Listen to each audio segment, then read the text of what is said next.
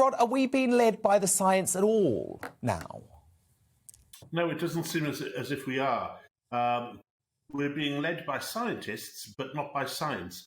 One of the things which bothers me is that the scientists are never, ever given a going over journalists. They are never questioned. They are never challenged. And I listen to them sometimes, if I've tuned by mistake, on Radio 4, and sometimes on Times Radio.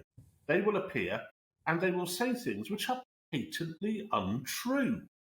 And they are never, ever challenged.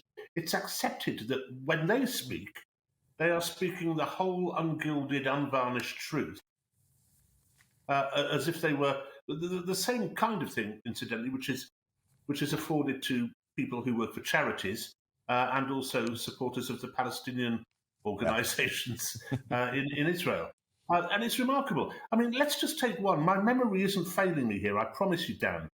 I remember 3 weeks ago, 2 weeks ago even, very, very clearly listening to a succession of SAGE spokespeople and also other scientists and doctors from hospitals on Times Radio, on Radio 4, not being challenged when they said there is no evidence that Omicron is a mild variant. And I can remember the interviewers saying, well, we'd all rather hoped for this, but it was presumably a vain wish. And they would say there is no evidence. And there was loads of evidence at the time that Omicron was a much milder variant, and that evidence came from South Africa, apart from anywhere else. And they would say, oh, well, South Africa is demographic to us. But it was still very, very clear that this was a milder variant, and the evidence was there as well from the handful of cases, building up to the thousands of cases which had occurred in this country. A week or so later, they began to concede that perhaps Omicron was a little mild. So we're into kind of Christmas week now.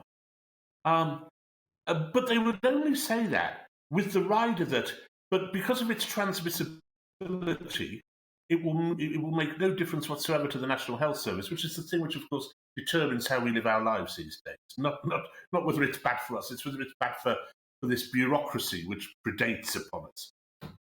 That the transmissibility would make it just as bad as the Delta variant or the Alpha variant, because the cases which occur in hospital would go up and up.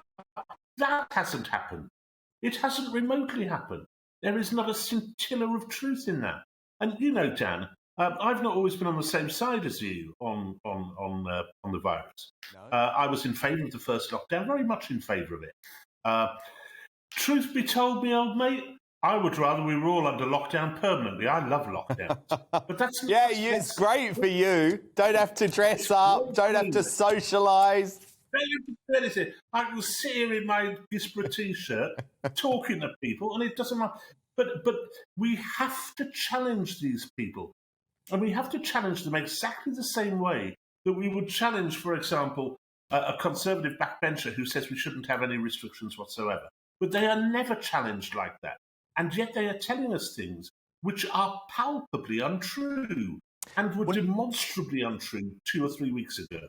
Well, and that's why I'm so interested to talk to you about this, Rod, because you have been actually, throughout the course of this pandemic, relatively in step with what the government's done. You haven't been too annoyed about the scientists and the people who I would call the lockdown hysterics up until this point. So the fact that you think now they are purposefully trying to scare us rather than look at the data and properly explain what's going on, I think it's quite significant.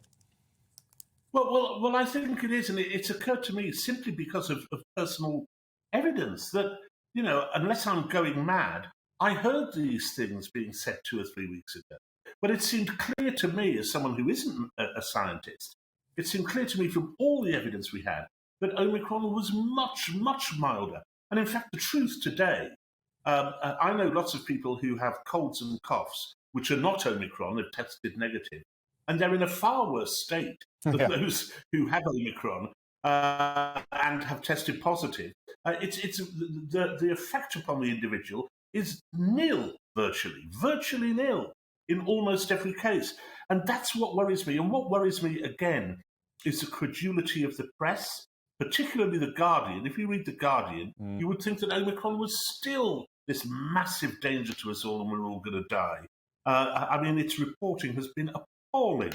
But it hasn't been much better on the radio and television stations simply because these guys have not been held to account. And we know from that rather wonderful leak, where Fraser Nelson, the editor of The Spectator, took to task someone who had done modelling on the Omicron variant and revealed from him that they always put the worst possible case scenario on everything. I know. And the modelling was suggesting 3,000 to 6,000 deaths